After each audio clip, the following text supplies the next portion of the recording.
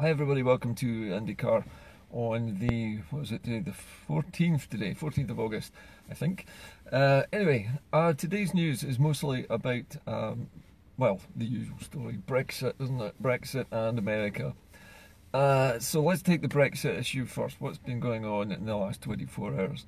Well, this morning a poll has been published in the English press. I'm talking about the unionist press, the Times and the Express. And this is a Comres poll, which looks at people's opinions on the issue of Brexit. And the startling headline shows that 53% of those polled have said that they support Boris Johnson taking the United Kingdom out of the European Union on the 31st of October, either with or without a deal, which shows, if nothing else, that people are absolutely sick of Brexit dragging on as long as it has, and it seems that people are now willing to sacrifice virtually anything just to have it over with. However, the poll is a little bit misleading because 51% of those polled also said that they would want the whole process of Brexit to be suspended if the issue of the Irish border, the so-called backstop, causes or induces the breakup of the United Kingdom. So in other words, this is a case of them wanting to have their cake and eat it as well. They want to have their Brexit, no deal or not, but they want it not to affect the rest of the countries of the United Kingdom other than England. So they want to have the whole of the United Kingdom united, and yet forcing two members of the United Kingdom out against their will. Now, you can't really do that. And also, to basically trash an international peace treaty in the process, which is what the Northern Ireland Agreement was, the so-called Belfast Agreement or Good Friday Agreement, that there should never be another hard border across the island of Ireland.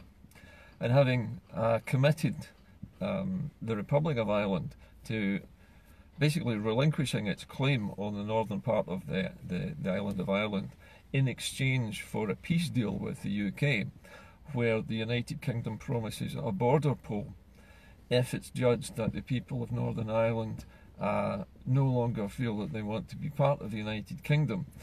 The whole thing is still largely controlled, as ever, by the United Kingdom, because even if the people of Northern Ireland wanted the border poll, it would be up to the Secretary of State for Northern Ireland to make the decision on whether to have the poll. And the person whose judgment that would be is obviously going to be a Tory cabinet minister from London. And that kind of makes the entire promise of a border poll almost meaningless, because we know that the Tories will never agree to a border poll, no matter how many people in Northern Ireland demand it, because, as usual, the British have written the rules, and they've written the rules that govern the Good Friday Agreement. But now that the Good Friday Agreement is getting in the way of another one of their crazy schemes, suddenly the Good Friday Agreement has to be destroyed. It's inconvenience not going to allow them to Brexit smoothly on the 31st of October, because the European Union has a border across Ireland. That is the frontier between what is currently the United Kingdom and the European Union, as represented by its furthest flung western outpost of the Republic of Ireland. So we have an impasse again, where Brexit, although everybody in England seems to want it, and the polling, I'm assuming, has largely been weighted in that regard since about, what is it now, it's somewhere in the region of 80 or 90% of the population of the UK lives in England, and I'm assuming 80 to 90% of those polled would live in England as well. Therefore, you know, the inevitable is that people in England are sick of Brexit and they want it over with. Okay, so we're at this situation where Boris is now telling us that we are going to exit on the 31st. And you know what? He is actually not wrong, because if you add up all the arithmetic and all the rules that govern things like votes of no confidence, and then the resulting sort of 2-week period where Boris Johnson tries to regain the confidence of Parliament. If he doesn't get the confidence of Parliament, Parliament has to be dissolved, that has to go through the Queen, that takes time. And by the time everything is done, and there is a general election called, the earliest date that the general election can be is actually Brexit Day, almost exactly the day that we leave the EU is the day when we would vote, and the count would not be in until the following day after we have crashed out of Europe. So no matter what we do now, it's almost inevitable, give or take 1 or 2 days, that we're not going to have a general election before Brexit. It's almost impossible. Arithmetic doesn't permit it. So we're going out without a deal, and we're going to go out without having had a general election at all, I don't believe. If there is a general election, it will happen afterwards, because just the arithmetic of things and the way the relaxed attitude of Parliament in Westminster, they don't even recall Parliament in the middle of this crisis to deal with it, instead of which they're all on holiday, and they're going to come back in September, and they're going to trudge through all of the red tape and all of the procedures and all of the archaic traditions, and eventually they'll get to a point where we can have a general election. By then it will be too late. Britain will be out of the EU and the cat is out of the bag. Trading in World Trade Organization rules is something that we hear a lot about, but nobody understands what the World Trade Organization rules are. It's a club of countries which trade with one another under a set of very tightly constrained tariffs. These are taxes on imports and exports between countries. And that means that it's not free trade that you're getting, it's agreeing to trade at a particular tax level with people who are also in the World Trade Organization. It means that we would have no control whatsoever over the tariffs that the European Union, for example, could place on us. Although we might be able to cut the tariffs, say, for European imports into the UK under the World Trade Organization rules to zero, right? So we could import food from the European Union and not pay any extra tariffs on it. The trouble is, the European Union can apply whatever tariffs they like to our goods, and that means our goods become uncompetitive, and there's no way as non-members of the EU that we could affect any change to that. So we would be largely at the behest of the European Union. Also, we'd have to go with, if we're going with the United States for a trade deal, that's also under the World Trade Organization rules. The Americans would apply tariffs, and we would apply tariffs. And although you can reduce your tariffs, these reductions that you make under the World Trade Organization rules are unilateral. That means only you are required to make them, and only if you want to.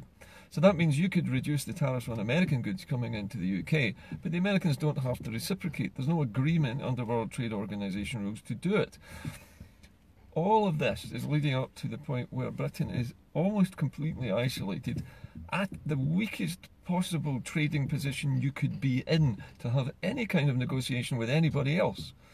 The only trade agreements that the UK has so far managed to achieve, and when I say achieve, these are just the heads of agreements. They're not allowed to sign trading agreements until we've actually left the EU. So these are agreements to have agreements. And these are with countries like Iceland, Norway, Switzerland. These are countries that are in the Free Trade Association or Free Trade Area. They trade into Europe but are not members of it. Now that you would expect to have trading relationships with those countries, but you would also expect to be one of them, not outside of the free trading group like they're in. You would expect to be in that. But we can't even be in that either because of the red lines that the country has set for itself. That would make it impossible for us to be in the free trade area, because in the free trade area you have to abide by European movement laws, and those are the red lines that the UK has said it won't change. So we can't be in the free trade area.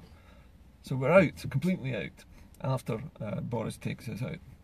The United States national security head is over in the UK at the moment having talks with Boris Johnson. This is Mr. Bolton. And he has said that Britain is going to be at the front of the queue for a trade deal. Now that implies that there is some kind of queue for trade deals with the United States. There's no evidence that's been presented that shows that there is a queue of any kind. But why is the National Security Agency head coming to Britain to negotiate with Boris Johnson? Surely it should be the Minister for Foreign Trade. Why is it the National Security Agency head that should come over to talk to Boris? Well, the answer to that is because Britain is taking part in a a massive US-led exercise in the Gulf, where the United Kingdom is acting as a proxy player to enforce an American policy on Iran. And that means things like seizing tankers and making sure there's a blockade on all Iranian oil trade in the Gulf. And this is something which Britain has already agreed to do and is already doing, regardless of anything to do with trading. But again, it's part and parcel of this deal with the United States. We are going to become a forward military base for US operations in the Gulf. The United States and Donald Trump has made a big deal out of taking their troops out of these flashpoints. Trump has said he's bringing the boys home. He's bringing all his American troops back from Iraq, from Syria, from basically everywhere where they have already invaded. He's bringing them back, and Britain is being put in its place as a way of proxy fighting and proxy policing these areas without American troops being necessary.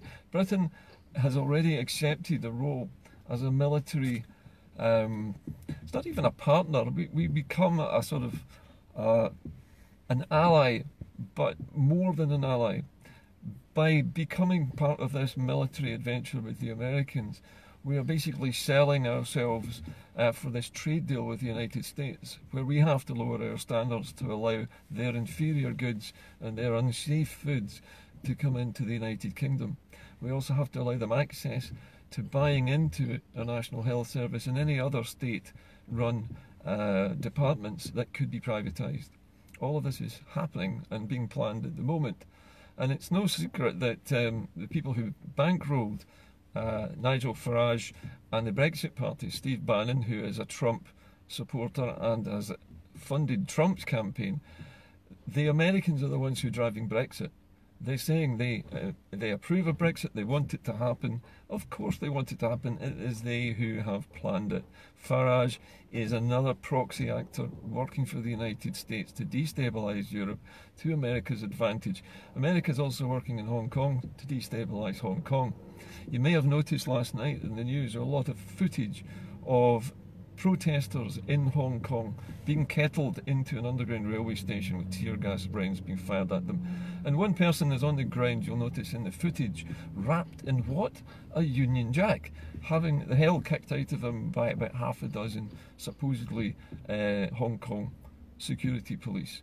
Now, these are subtle things, but why was the camera focused on that? Why was that person wrapped in a Union flag? And who was kicking him?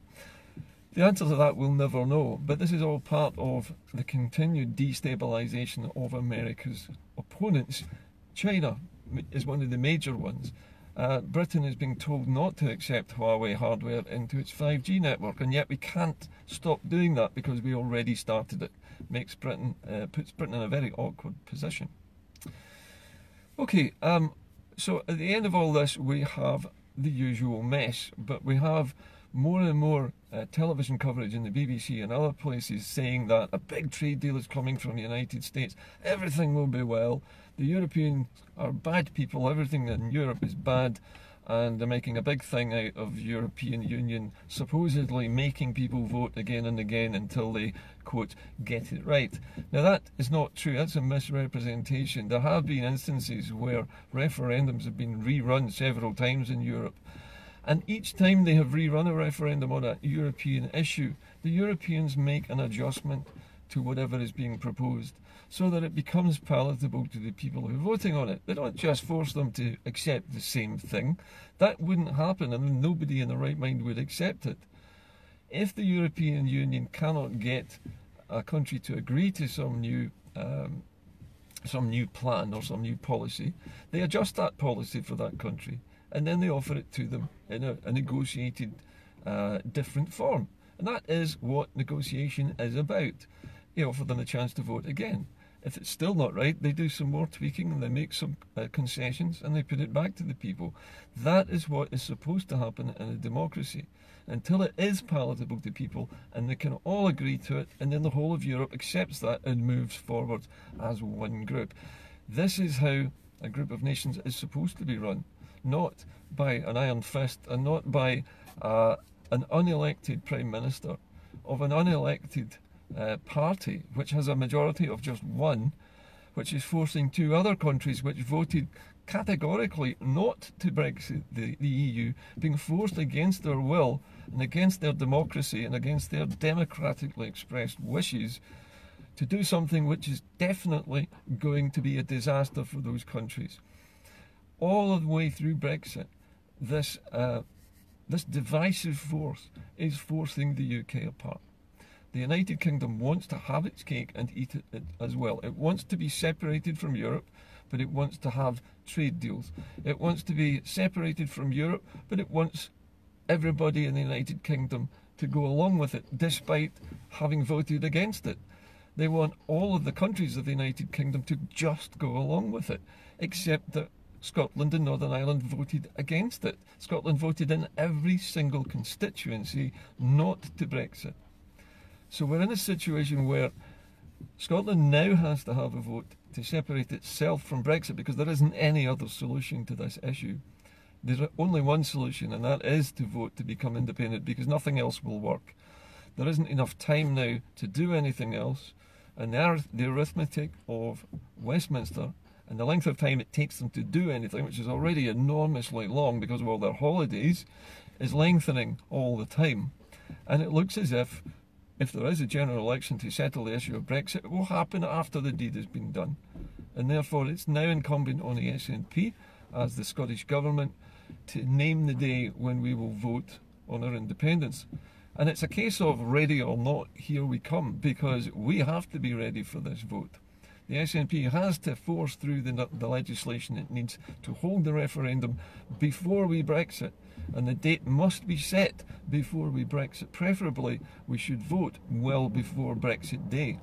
If that's not possible, then the date of our independence referendum must be announced well before Brexit, and it should occur as close after Brexit as possible, before the Westminster government has any chance to implement its emergency legislation that it's already threatening to use. These are extraordinary powers which the Westminster government will give itself to do anything it wishes with its security forces to make sure that you and I are kept in our place, that we don't take to the streets, that we don't protest, and that there's no food rioting, and that there are no queues at chemist shops. They're going to move everybody on. They're going to put riot police or soldiers on your streets. They've already said that that is not off the table, and they're looking at all of these options. They expect trouble. They know they're going to cause it, and they know they're going to cause the breakup of the United Kingdom, and they're going to try their very best to make sure that we don't leave. But we have to. And we also have to enlist the help of the United Nations and the European Union in arranging and making sure that there is oversight in our referendum, and that all the countries of the EU and all, or most of at least, the countries of the UN accept the legitimacy of Scotland's referendum result, even if we don't have a Section 30 order. Having the rest of the world recognise Scotland as an independent state forces the English government to finally accept the inevitable. We can't do it without the help of other countries, though we need their respect. And that is something that the SNP must be working on at the moment. That's it for today. I'll talk to you again tomorrow, but times are getting very short. Time is very short indeed. And the window is rapidly closing for a referendum of any kind. And certainly it's almost closed completely on the chance of having a new general election to get rid of the Tories, form some kind of coalition government, get a Section 30 order in exchange, and have a referendum. All these possibilities are still on the table, but not for much longer. A few more days at best, but certainly by the time Parliament returns, the clock is ticking all the way down to Brexit, and there is only one day in which they can have an election, and that's actually on Brexit Day. That's the earliest date it can be done. Remarkably coincidental, don't you think? Anyway, I shall see you tomorrow. Bye-bye for now.